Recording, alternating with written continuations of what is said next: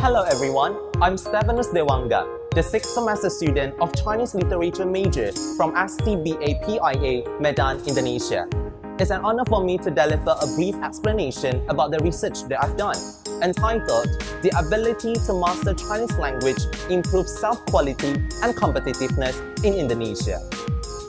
Indonesia is a country that pays great attention to education.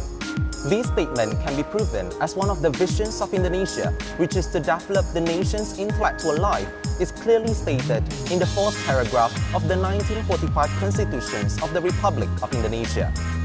Furthermore, in the realizations of that vision, the Constitution is then strengthened by the Article 28C verse 1, that every person has the right to develop themselves through the fulfillment of basic needs, and is entitled to education, and to benefit from science and technology, arts and culture, in order to improve the quality of life and for the welfare of mankind, as well as the Article 31, verse 1 and 2, that every citizen has the right for education, and the government shall establish and conduct a national educational system which shall be regulated by the law.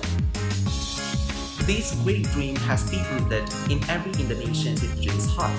As the status quo, we can read a lot of articles regarding about many parents from all social classes trying their best to send their beloved children to good schools and universities, and how children living in the villages across Indonesia trying their best to overcome lots of difficulties, such as the substandard infrastructures, in order to attain a good education.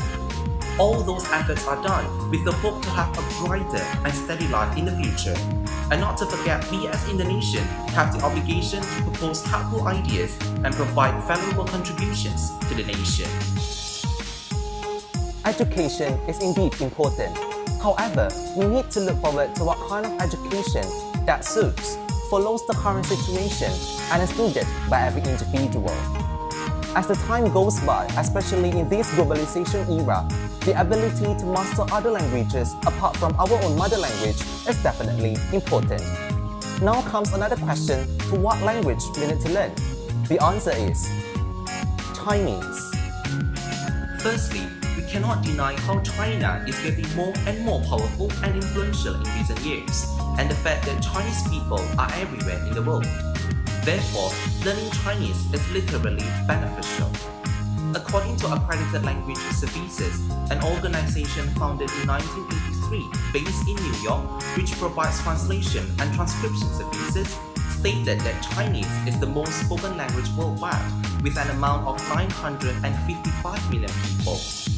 In terms of economy, according to Indonesia Investment Coordinating Board, or BPKM, Indonesia and China have a very close relation. Moreover, China is the 3rd country with the most investment in Indonesia. Some economists even predict that China might be the first one in upcoming years. In terms of tourism, there are 1,340,716 Chinese tourists in total went to Indonesia in 2016. In terms of art and culture, the governor of North Sumatra, Mr. Insinyur Haji Tien-Kuei Nuradi MSE, had also ever gone to China.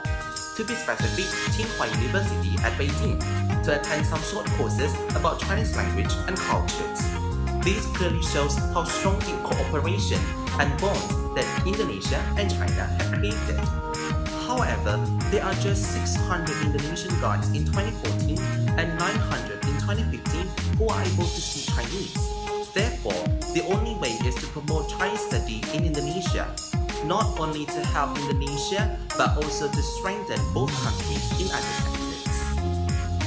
There are some solutions that we can implement to expand Chinese study in Indonesia. The first one is scholarship. Universities in Indonesia can offer scholarships to those excellent students in attracting more people to study Chinese.